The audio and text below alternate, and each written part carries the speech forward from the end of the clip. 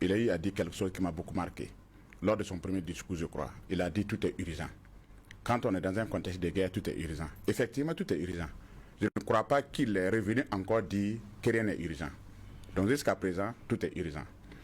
Partant de cela, il faudrait que nous, les Burkinabés, nous cherchions à quitter les carcans, les formes, pour être plus pragmatiques, pour être plus existentialistes. C'est ça tout notre problème. Vous savez, moi, j'ai participé au nom de RISA, avec quelques membres certainement. Les gens pensent que nous sommes proches des autorités, d'autres même pensent qu'on appelle le capitaine Ibrahim Traoré tous les jours, ce qui n'est pas vrai. Mais je vous dis, Vaha, que c'est le jeudi soir qu'on nous a appelés pour dire que nous allons participer. Et moi-même, on m'a appelé, on ne m'a pas eu au téléphone. C'est le coordinateur national adjoint, le docteur Hyacinthe Ouedraogo, qu'on a appelé. Et quand on l'a appelé, on lui a dit qu'on voudrait que nous participions et on nous demande d'envoyer une liste d'un certain nombre de personnes. En espace de 30 minutes, pour ne pas dire en espace d'1 heure. Quand notre coordinateur, notre secrétaire général, le docteur Boukar Nebié, a appris cela, il a dit quelque chose qu'on a beaucoup ri. Il nous a dit que si nous étions des hommes politiques, on n'allait pas participer.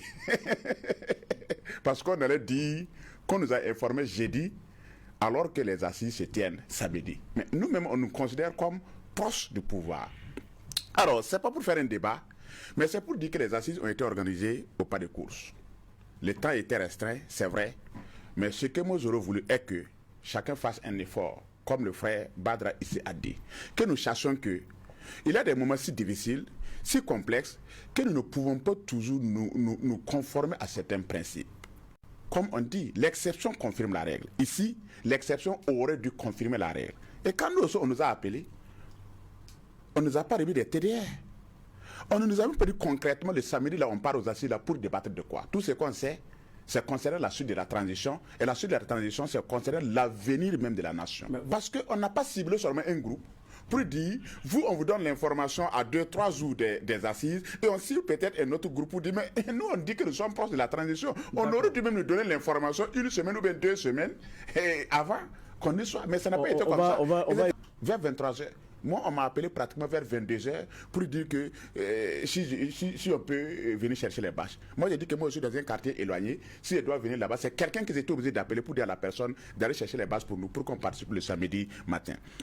C'est pour dire que moi, j'appelle encore les Burkinabés à être sincères, surtout en ce contexte de crise. Et savoir qu'il y a des moments où nous devons nous dépasser pour savoir que c'est l'intérêt national qui se joue et que chacun doit faire un effort pour participer à la construction de la nation. Du reste, je crois que lors des assises hier, toutes les couches, les forces vives étaient présentes, les partis politiques étaient présents, même s'il y a d'autres qui ne sont pas venus.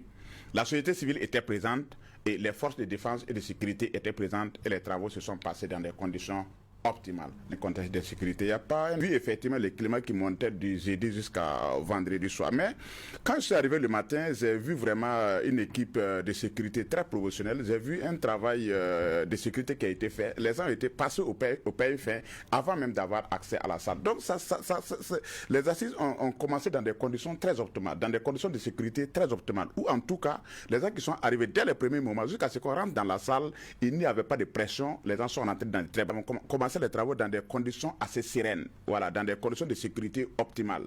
Maintenant, c'est quand nous avons voulu maintenant, nous avons entamé même la relecture de la charte de la transition, c'est là que ceux qui sont dehors ont appris que dans la salle, des gens ont dit qu'on va donner un mandat de 3 ans au capitaine Ibrahim Traoré. C'est à partir de ce moment que le grabuge, comme mon frère Badra a dit, a commencé. Effectivement, à partir de ce moment, il y a eu une certaine tension dans la salle. Là, il faut être honnête, il y a eu une certaine tension dans la salle. J'ai pu même dire qu'il y a eu une certaine peur. Mais cette tension qui s'est passée à un certain moment donné, ça ne concernait pas seulement un groupe, une composante donnée. Ça concernait tous ceux qui étaient dans la salle, y compris même celui même qui était devant et qui animait lui-même à un certain moment. M. Ouedraogo est là. Vous avez senti que lui-même, il a eu peur. Quelqu'un ne peut pas dire qu'à cause de ça, je ne suis pas venu. Parce que cette peur qu'on a vue qu'à un certain moment, ça concernait... On n'est plus à qui n'est pas là. Aujourd'hui, avec des excès de passion, et comme nous les philosophes nous disons souvent, le développement exploite souvent les passions humaines pour quitter un point A pour un point B, selon l'analyse de Hegel. Voilà. Moi, je savais que les jeunes partisans du capitaine Ibrahim Traoré allaient certainement venir vers la salle de conférence de Ouaga 2000 pour mettre une certaine pression sur ceux qui sont dans la salle. Ça, moi, quand je fais une analyse, en tout cas philosophique, je comprends ça, parce que ces jeunes-là, croyant au capitaine Ibrahim Traoré et voyant que c'est la transition qui incarne leur avenir et leur espoir, c'est tout à fait normal qu'ils viennent mettre la pression. 14. J'ai écrit un livre où j'ai dit que je ne suis pas un obsédé de la démocratie électorale. Quand on a fait l'insurrection populaire, j'ai dit qu'on ne fait pas une insurrection populaire juste pour organiser des élections. Et quand on voulait organiser des élections, on avait dit qu'il fallait permettre à la transition de 2014 de continuer pour faire la refondation de l'État en entamant des réformes à plusieurs niveaux. On n'a pas écouté, ils sont allés aux élections et on a vu ce que ça a donné. Cette fois-ci aussi, quand le capitaine Ibrahim Traoré a fait son coup d'État, j'ai dit qu'on ne fait pas un coup d'État pour venir organiser des élections. On fait un coup d'État parce qu'on a un programme, parce qu'on veut faire quelque chose. Partant de cette ligne, de ces formes-là, moi j'ai effectivement dit qu'il faut accorder un temps à la transition. On n'a pas besoin de se précipiter pour organiser des élections.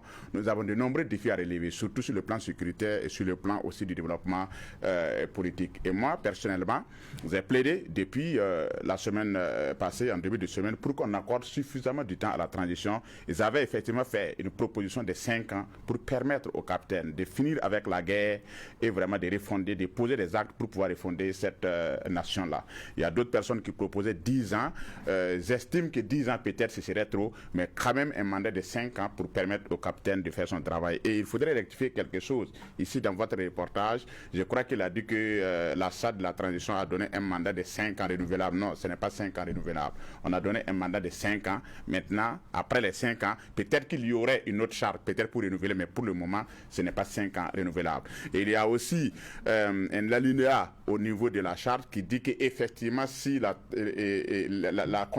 situation sécuritaire s'améliore d'ici les 5 ans, le moment, la situation permet d'organiser des élections. Ça, c'est au constat. Si on se rend compte que la situation s'est fortement améliorée.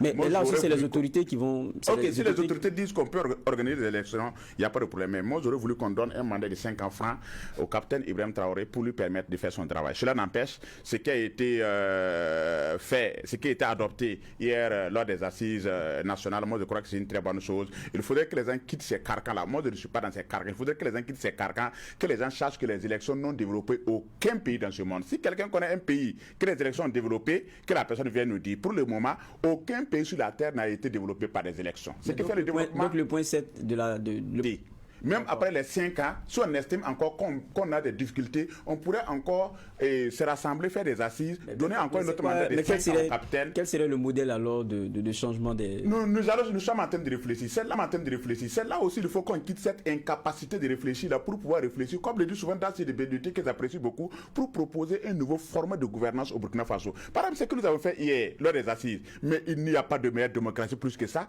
Depuis que le Burkina Faso existe, moi je n'ai jamais vu une telle démocratie comme ça s'est passé lors des assises. C'est le peuple souverain qui a décidé et qui a donné un mandat de 5 ans. Il y a un autre point qui est... 5 ans on avance allègrement. Il y a un autre point. Pas 2 millions de... Hier, tout ce qu'on a dépensé là, si c'est trop, le comité pourrait nous faire un compte, ça ne dépasse pas 5 millions en gros.